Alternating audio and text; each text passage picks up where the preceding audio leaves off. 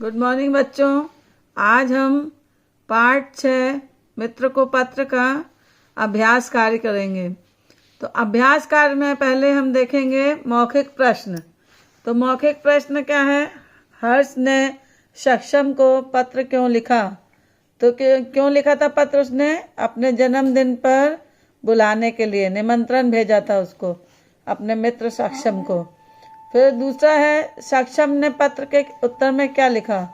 सक्षम ने पत्र के उत्तर में अपने मित्र को लिखा कि वो किसी कारणवश उसके जन्मदिन में उपस्थित नहीं हो पाएगा और इसलिए वो अपनी बहन रिया को भेज रहा है।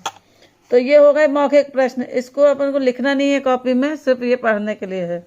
आगे देखिए लिखित प्रश्न। हर्ष ने पत्र कहाँ यानी किस स्थान से लिखा? तो ये देखिए इसमें जगह नहीं है आंसर के लिए, तो इसमें प्रश्न और उत्तर दोनों हैं। हर्ष ने पत्र किस स्थान से लिखा? तो हर्ष ने पत्र अहमदाबाद से लिखा। अहमदाबाद से उसने अपने मित्र को पत्र लिखा था। दूसरा प्रश्न है जन्मदिन समारोह के मुख्य कार्यक्रम क्या थे?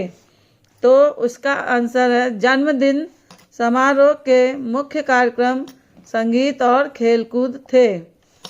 तीसरा है सक्षम ने हर्ष को किस बात के लिए धन्यवाद दिया? तो सक्षम ने हर्ष को निमंत्रण भेजने के लिए धन्यवाद दिया। उसके दोस्त ने उसको निमंत्रण भेजा था, तो इसके लिए उसने जो पत्र लिखा उसमें उसने धन्यवाद किया कि तुमने मुझे बुलाया, इसका धन्यवाद, लेकिन मैं किसी कारणवश नहीं आ सकता हूँ। तो अब देखिए प्रश्न चौथा, सक्षम को किस बात का दुख था? तो सक्षम को समारोह में उपस्थित न होने का दुख था। मतलब वो अपने मित्र के इस समारोह में, जन्मदिन समारोह में उपस्थित नहीं हो पा रहा था, इसलिए वो दुखी था। इस बात का उसको दुख था। फिर अगला क्वेश्चन देखिए यहाँ, सक्षम ने उपहार में क्या भिजवाया होगा सोचकर लिखिए। तो इसका आंसर आपको स्वयं लिखना है, क्योंकि आप लोग को जिसको जो समझ में आ रहा है कि उपहार में क्या दिया होगा या मित्र एक दूसरे को क्या देते हैं, ऐसा सोच के आप अपने से सोच के लिखिएगा कि चॉकलेट भेजा था, खिलौने भेजा था, कि क्या भेजा था। तो वो आप लोग अपना लिख सकते हैं, इसको खुद से लिखना है इसको। फिर देखिए छठवां क्वेश्चन, नीचे लिखे वाक्य के कई अर्थ दिए गए हैं, सही अर्थ वाला वाक्य चुनकर लिखिए। इस अवसर पर आकर हमारे आनंद में वृद्धि करें। तो इसका अर्थ क्या होगा? ये 3-4 ऑप्शन दिए हैं, इसमें से कौन सा आएगा देखते हैं हम लोग। तुम आओगे तभी हमें आनंद आएगा, ये नहीं है सही। हमारे आनंद को बढ़ा सको तो ही आना, ये भी गलत है। तुम आओगे तो हमारा आनंद और बढ़ जाएगा, ये सही है। कि किसी के आने से अपन ज़्यादा खुश होते हैं और खुशी बढ़ जाती है। तो इसका यही अर्थ हुआ कि इस अवसर पर आकर हमारे आनंद में वृद्धि करें। मतलब अगर वो आएगा, तुम आओगे तो हमारा आनंद और बढ़ जाएगा। इसलिए नहीं कि आनंद को बढ़ा सको तो ही आना, नहीं तो मत आना, ऐसा तो नहीं बोलेगा। तो केवल हमारा आनंद बढ़ाने के लिए ही आना, ये भी गलत होगा। तो इसका सही आंसर होगा तुम आओगे तो हमारा आनंद और बढ़ जाएगा। ठीक है, तो यहाँ पे यही आंसर लिखना है अपन को। इस अवसर पर तुम आओगे तो हमारा आनंद और बढ़ जाएगा। अब देखिए भाषा की बात। तो जन्मोत्सव का होता है जन्म धन उत्सव, तो इसको मिला जन्म का उत्सव, ऐसा लिखना। तो अब जन्मदिन का अपन लिखेंगे जन्म धन दिन, जन्म का दिन। आगे देखिए अभ्यास कार्य।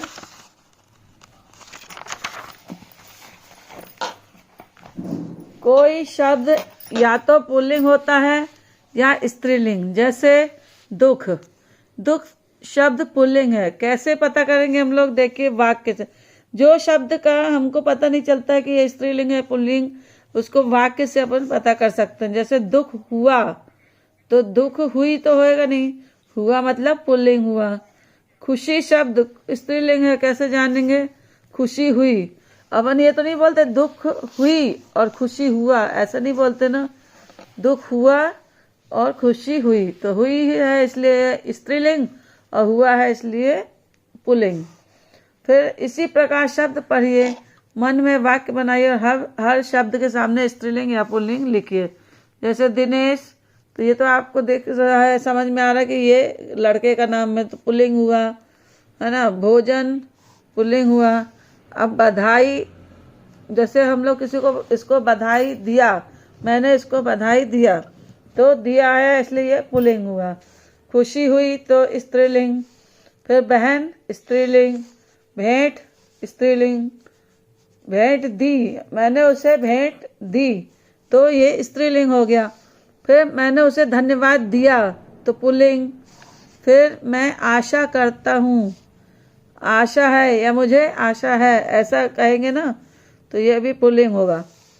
इस प्रकार देखिए अगला प्रश्न, इस पत्र में सर्वनाम शब्दों का खूब प्रयोग हुआ है। पाठ में से सर्वनाम शब्द छांटकर सही शीर्षक के सामने लिखिए। सर्वनाम वे शब्द हैं जो, सर्वनाम की परिभाषा तो आप लोग जानते ही होंगे कि जो संज्ञा के स्थान पर प्रयोग किया जाता है उसे सर्वनाम कहते हैं। देखिए पहले पत्र में हर्ष के लिए प्रयोग होने वाले मैं, मेरा, मेरी, मुझे, ये शब्द प्रयोग हुए हैं सर्वनाम शब्द पहले पत्र में। किसके लिए? हर्ष के लिए। सक्षम के लिए प्रयोग हुआ है तुम, तुम्हारा, तुमने, तुम्हारे।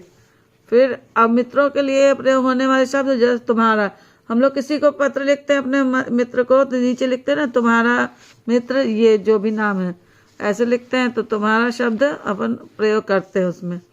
दूसरे पत्र में देखिए हर्ष के लिए प्रयोग होने वाले शब्द तुम्हारा, तुमने, तुम्हारे, तुम।